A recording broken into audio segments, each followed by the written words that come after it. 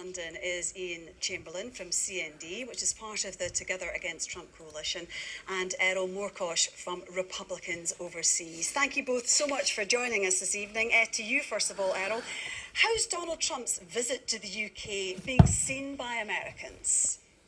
Oh, it's for the most part, it's seen as a tremendous honor, and we are incredibly grateful to the Queen for the state visit. On a more personal note, we're very excited to reinforce the special relationship that we have. Donald Trump is bringing the clear and present message that nationalism does not mean isolationism in America, and that same thing can be true for Great Britain. So we're very keen on moving forward on a lot of different topics that are going to be discussed, and with the transition in the UK government, with Brexit coming up, and with the gravitas of the 75th anniversary of the D-Day landings, all Americans are honored and eyes on this event.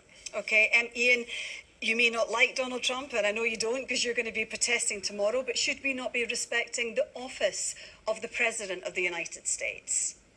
Well, obviously, I think it's right for the British government to pursue diplomacy with all countries, maintaining positive links with all countries. But I think when you unfurl the red carpets with all the pomp and ceremony of a state banquet, a state visit, as we're seeing, is entirely inappropriate for a president like Donald Trump. He's a man, after all, who's broken every standard of appropriate behaviour. I mean, he talked about when he sees women, he feels he can grab their genitals. This is a man who introduced a Muslim ban, a ban on immigrants from Muslim-majority countries, and he retweeted material from far-right organisations here in Britain. This isn't a totally inappropriate thing to offer such a president. Okay, Errol, I mean, his behaviour isn't always presidential, is it? Because even as he was touching down in London today, he was calling Sadiq Khan, the London mayor, a stone-cold loser. I mean,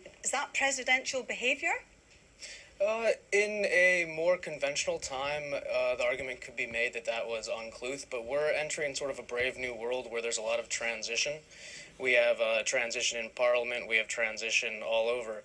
So I don't really think that it applies in the same way. Sadiq Khan is a small fish, and he's trying to hijack and disrespect both the D-Day situation and the Queen's invitation. So we're here to visit the Queen, and we've been invited to do that. If a bunch of PC malcontents in Parliament want to throw a fit, we're not really interested in that. Okay.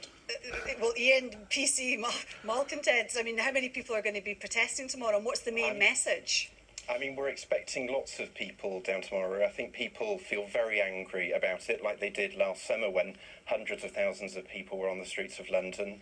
I think, for all of the reasons I've given, but also because this man is a very dangerous man on the world stage, tearing up nuclear treaties, nuclear brinkmanship, threatening countries with war.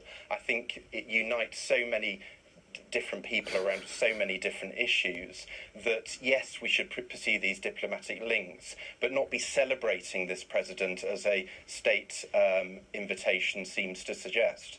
I mean, will he be affected at all by the protests tomorrow, Errol? I mean, they seem to be making efforts today to make sure he didn't come into contact with the public too much. Well, the situation is, no matter where Donald Trump goes in Western civilization, he runs into the radical left. Maybe 2 years ago, it would have meant a little bit more. At this point, we're just disappointed the balloon isn't bigger. We're just kind of laughing at it. We don't pay attention to this because we're here to deal with the adults who are about to run this country, and the people in the streets are there. Look, I went to UC Berkeley. Me and my friends went out and protested. We didn't have jobs.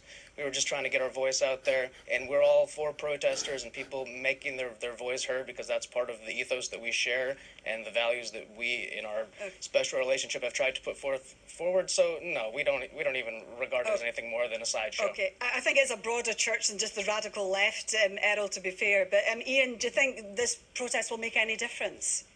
Yes, I do, because, Theresa May wants to leave this as her final act, her legacy, celebrating this, terrible president, whereas we want to say, actually, the British public oppose the policies he represents.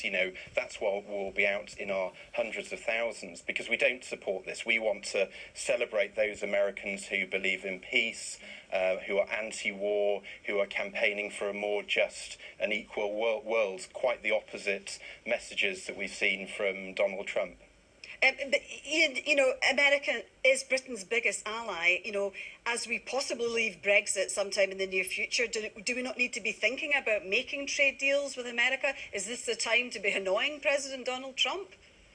Yeah, well, I mean, there's, you know, lots of countries we need to be pursuing deals for. I don't think we need this type of diplomacy. Would we do this for, you know, other countries that, you know, were pursuing policies of war, of misogyny, sexism and racism, the politics of division? Would we celebrate it in that way? You know, I think we shouldn't be sort of cowed by a US president.